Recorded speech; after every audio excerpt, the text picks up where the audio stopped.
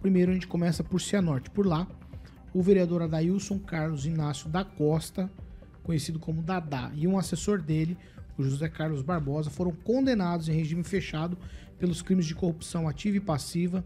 E de acordo com as informações do Ministério Público, o vereador foi condenado a 14 anos e 2 meses de reclusão e o assessor a 11 anos e 10 meses. Vamos lá. Trata-se de rachadinha. É isso mesmo. Em 2020, uma denúncia anônima mostrou que o assessor, mês a mês, ele fazia um repasse de aproximadamente R$ 2.000 ao parlamentar, o que representava aproximadamente aí 30% do valor do salário do assessor. A sentença diz que o assessor, ao invés de comunicar a ilegalidade e de ter que repartir o salário, ele aliou-se em um conluio criminoso. Vamos lá. Para a reparação dos danos, foi determinada a devolução de pouco mais de R$ 6.000 aos cofres do município de Cianorte. Em 2020, esse vereador chegou a ser preso em flagrante, mas foi solto depois de pagar a fiança. O assessor também. Ambos estavam afastados dos cargos e o vereador teve um mandato cassado já pela Câmara lá em Cianorte no ano de 2021 e agora sai essa história de prisão por rachadinha. Edivaldo Magro, eu começo com você. A pergunta é fácil, porém espinhosa. Rachadinha é uma prática comum na política brasileira? Lamentavelmente, Paulo, isso é muito comum. Temos casos, inclusive, em Maringá, de 2006. Não vou entrar nesses detalhes, não, porque é bastante escabroso, né? Essa ex-vereadora continua aí na cena política. Enfim, e se reproduz de forma muito frequente nos legislativos, não só municipais, mas também nos estaduais e federais. Aliás, há uma investigação em curso não só contra um deputado federal, mas contra vários deputados supostamente, né, envolvidos em rachadinhas. Deputados estaduais também. Então, é uma prática, lamentavelmente, muito corriqueira e que faz parte dessa convivência entre assessor e assessorados dentro do Parlamento brasileiro nas 3 instâncias, né? O interessante é a dificuldade que se tem em apurar, e investigar e chegar a evidências que levam à prisão, como aconteceu em Cianorte. Primeiro passo, eu não sei qual foi a dinâmica das investigações aí que levaram à prisão de ambos em Cianorte, mas normalmente só começa uma investigação a partir da denúncia do próprio assessor, que, incomodado com a situação, acaba entregando o assessorado, né? No caso, um vereador, um deputado estadual, um deputado federal.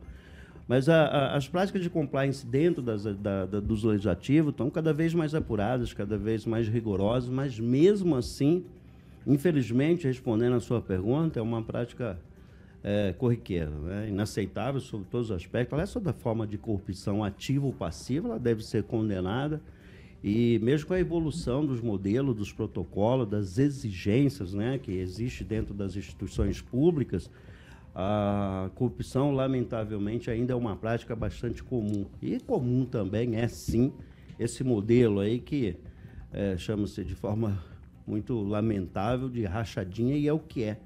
Muitas vezes é um percentual que acaba indo para o bolso de quem você assessora em função da nomeação para um salário muito elevado, né? Às vezes você pega um servidor com qualificação mínima recebendo um salário extremamente elevado, aí você normalmente já lhe cabe aquela pergunta: será?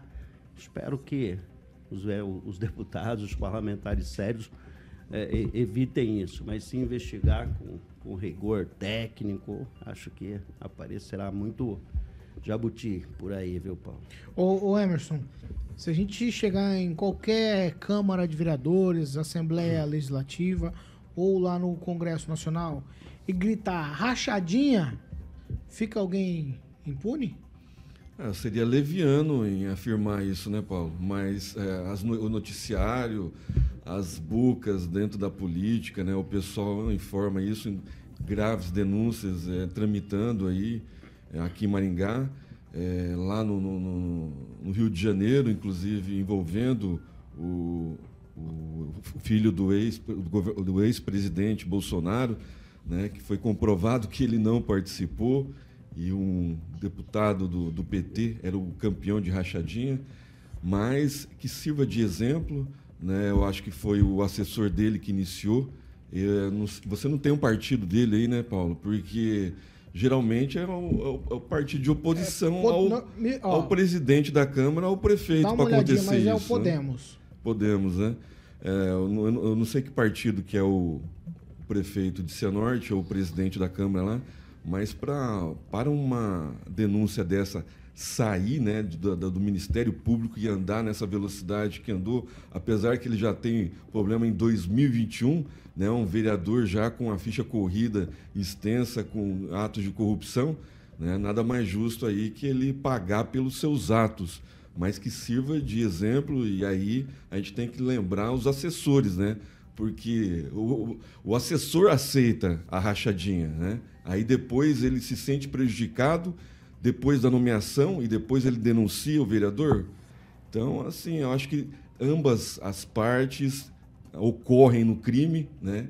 E eu espero que mais assessores denunciem, né? Vai direto ao Ministério Público, né? Não fica fazendo rodinha de conversa, falando para site, para blogueiro, né? Vai direto ao Ministério Público fazer a denúncia formal, né? Para o Ministério Público acatar, investigar e aí sim começar o processo de cassação.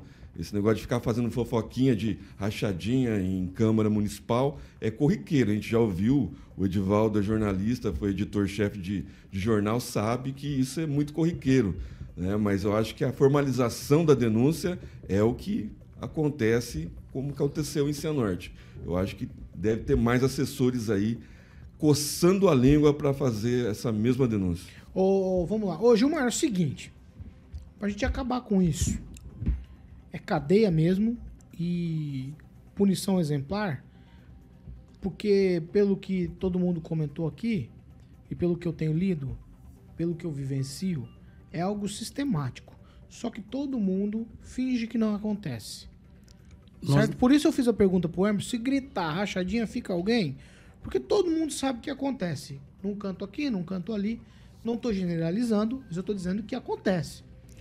Portanto, penas exemplares seriam o suficiente para acabar com essa prática? Paulo, eu acredito que sim, né? Nós não podemos generalizar, né? Mas isso, infelizmente, ocorre em alguns lugares. E tem que ter pena exemplar mesmo. Para quem se submete a isso, no caso do assessor que acaba fazendo essa rachadinha, também, porque não teria, se ele não devolvesse, não aconteceria o crime. E também para o parlamentar que utiliza dessa prática indecente, porque o que ele ocorre? Acaba prejudicando o serviço também da pessoa que precisa de um atendimento do vereador e assim por diante. Ele utiliza a vaga que seria um assessor para poder estar ali verificando projetos, auxiliando ele, para poder resolver algo para o município, apenas para virar alguém que lhe dá retorno financeiro. Então, pena exemplar para ambos os lados.